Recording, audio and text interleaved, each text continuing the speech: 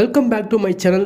டாய்லெட்டுக்குள்ளே cellphone எடுத்துகிட்டு போகிறத ஒரு ஹாபியாக வச்சுட்டு இருக்கீங்க அப்படின்னா இந்த வீடியோ உங்களுக்காக தான். டாய்லெட்டுக்குள்ளே செல்ஃபோன் எடுத்துகிட்டு போகிறதுன்றது உங்களுக்கு மட்டும் இல்லாமல் உங்களை சுற்றி இருக்கிறவங்களுக்கு என்னென்ன ஆபத்துக்களை விளைவிக்கும், உங்களுக்கு என்ன ஆபத்துக்கள்லாம் இதனால் வரும் அப்படின்றத பற்றி ஒன் பை ஒன்னாக டீட்டெயிலாக பார்க்க போகிறோம். வீடியோ ஸ்கிப் பண்ணாமல் கடைசி வரையும் பாருங்கள். கண்டிப்பாக இந்த வீடியோ உங்களுக்கு யூஸ்ஃபுல்லாக இருக்க போகுது. இன்னும் நம்ம சேனல் சப்ஸ்கிரைப் பண்ணலாம், மறக்காம சப்ஸ்கிரைப் பண்ணி ஆல் பெல் நோட்டிஃபிகேஷனையும் எனபிள் பண்ணிக்க. நம்ம வீடியோக்கு லைக் பண்ணிவிட்டு வாங்க வீடியோக்குள்ளே போகலாம்.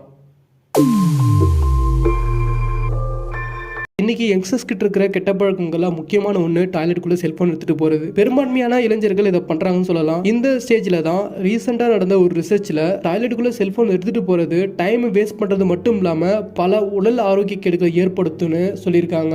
இன்னைக்கு தேதிக்கு யங்ஸ்டர்ஸ்லாம் ஸ்மோக் பண்ணுறது, லிக்கர் கன்சியூம் பண்ணுறது போலவே செல்ஃபோன்களுக்கும் அடிமையாயிட்டு இருக்காங்க. எங்கே போனாலும் எந்த வேலைனாலும் செல்ஃபோன் இல்லாமல் அவங்களால இருக்க முடியாது கிடையாது. இந்த சூழ்நிலையில் டாய்லெட்டுக்குள்ளே செல்ஃபோன் எடுத்துகிட்டு போனாக்கா என்னென்ன பிரச்சனை ஏற்படுத்துன்றதை நம்ம இங்கே டீட்டெயிலாக பார்க்க போகிறோம். கழிவறையில் தான் அதிகமான பாக்டீரியாக்களும் கிருமிகளும் இருக்கிற இடம்னு நம்மளுக்கு நல்லாவே தெரியும். அப்படி இருக்கிறப்ப அங்கே நம்ம செல்ஃபோன் எடுத்துகிட்டு போகிறது நமக்கு நாமளே சூன்யம் வச்சுக்கிற மாதிரி. அந்த இடத்துல செல்ஃபோன் யூஸ் பண்ணுறது நம்மளை கிருமிகள் தாக்குற வாய்ப்பு அதிகமாகுதான். புத்தகமோ இல்லை செல்ஃபோனோ எதுவாக இருந்தாலும் ரைட் ஹேண்டில் யூஸ் பண்ணிட்டு ஃப்ளாஷ் பண்ணுறப்ப இடது கைக்கு மாற்றிட்டு மறுபடியும் கையை சோப்பு போட்டு கழுவணும். எங்காவது நம்ம ஃபோனையோ இல்லை நம்ம யூஸ் பண்ணுற அந்த புக்ஸையோ வச்சோம்னாக்கா அது மூலமாக நம்மளுக்கு சுலபமாக கிருமி தொற்று ஏற்பட வாய்ப்பு இருக்குன்னு சொல்லிட்டு ஆய்வாளர்கள் சொல்கிறாங்க. அதுலேயும் பொது கழிப்பிடங்களுக்கெல்லாம் போகிறப்ப கம்ப்ளீட்டாக நீங்கள் செல்ஃபோனை அவாய்ட் பண்ணணும்னு சொல்கிறாங்க. நோய் தொற்று கிருமிகள் பரவ இது கூட ஒரு வழி. ஒருவேளை உங்கள் கழிவறைக்குள்ளே டூத் ப்ரஷ் வைக்கிற பழக்கம் இருந்துச்சுனாக்கா உங்களை தாக்கிறதுக்கு கிருமிகளுக்கு நீங்களே அழைப்பு கொடுக்கறதா அர்த்தமாக. நீங்கள் தினசரி பயன்படுத்துகிற பொருட்கள் எல்லாத்தையுமே கழிவறையிலிருந்து கிட்டத்தட்ட 6 அடி தள்ளி வைக்கிறது ரொம்ப அவசியம். குறைந்தபட்சமாக 2 நாட்களுக்கு நம்ம ஃபோனில் கிருமிகள் உயிரோடு இருக்குமா. அதுலேயும் நம்ம ஃபோன் அடிக்கடி சூடாகிறது இந்த பாக்டீரியாக்கள் நல்லா வளர்கிறதுக்கு உதவியாக இருக்குதா. இப்படி பாக்டீரியாக்கள் மகிழ்ச்சியாக உங்கள் ஃபோனில் இருக்கும்போது அந்த ஃபோனை பயன்படுத்தி நீங்கள் பேசுகிற நேரத்தில் பாக்டீரியாக்கள் உங்கள் வாய் வழியாக உடம்புக்குள்ளே எளிதாக சென்றுடுமா. பிறகு நடக்கிறத பற்றி நம்ம சொல்லவே தேவையில்ல.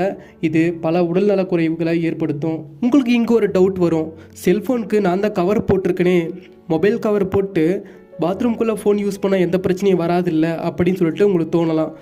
ஆனால் இதுக்கு ஒரு பழமொழி சொல்லியிருக்காங்க, பூனை கண்ணை மூடுனா பூமி இருண்டுடுமா. அதை போல தான் உங்கள் கேள்வியும் கூட. நீங்கள் யூஸ் பண்ணுற எந்த ஒரு கவரும் உங்கள் ஃபோனை கிருமிகிட்ட இருந்து பாதுகாக்காது. கிருமிகள் கிட்ட இருந்து தப்பிக்க ஒரே வழி பாத்ரூம்குள்ளே செல்ஃபோன் எடுத்துகிட்டு போகாமல் இருக்கிறது தான். கழிவறைன்றது வேலைகளில் இருந்தும் வெளி உலகத்தில் இருந்தும் தப்பிச்சு சில நிமிஷங்கள் அமைதியை உணர்றதுக்கு இருக்கும் இடமா உள்ளது. முன்னாடிலாம் கழிவறைகளுக்குள் போகிறப்ப புத்தகங்களை எடுத்துகிட்டு போவாங்க. இப்போதான் எல்லா புக்ஸுமே செல்ஃபோனில் கிடைக்கிறதால இப்போ செல்ஃபோனை பயன்படுத்துகிறாங்க. டாய்லெட்டுக்குள்ளே அரை மணி நேரம் 1 மணி நேரம் நீங்க செலவு பண்ற நேரம் முழுவதும் தேவையில்லாம உங்கள் அடிபாகத்தின் மீது அதிக அழுத்தம் செலுத்துறீங்க. இந்த அதீத அழுத்தம் மூலநோயை ஏற்படுத்துதான். கழிவறையில அதிக நேரம் அழுத்தம் கொடுப்பது மலச்சிக்கலை ஏற்படுத்துமா, மேலும் இரைப்பை தொடர்பான பிரச்சனைகளையும் ஏற்படுத்துமா. முடிந்த அளவு கழிவறையை விட்டு வேகமா வெளியே வர முயற்சி பண்ணுங்க. உங்க பொண்ணான நேரத்தை டாய்லெட்டுக்குள்ள செல்போனோட செலவு பண்ணாதீங்க. அது மட்டும் இல்லாம அசௌகரியமா அதிக நேரம் கழிவறைக்குள் உட்கார்ந்திருப்பது இடுப்பு வலியை ஏற்படுத்தலாம். ஆபீஸ் டைம்லயும் சரி, வீட்டில் இருக்கிற நேரத்திலையும் சரி,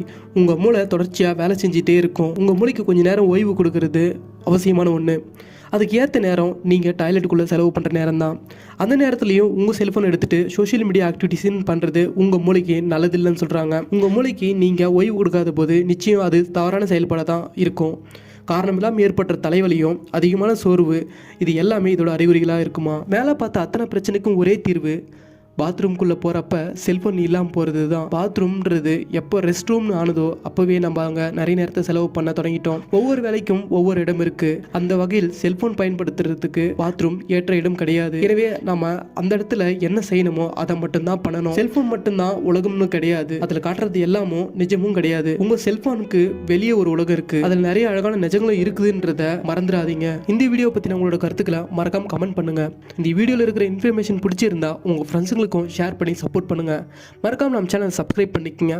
அடுத்து ஒரு நல்ல வீடியோவில் சந்திக்கலாம். டேக் கேர், பாய்.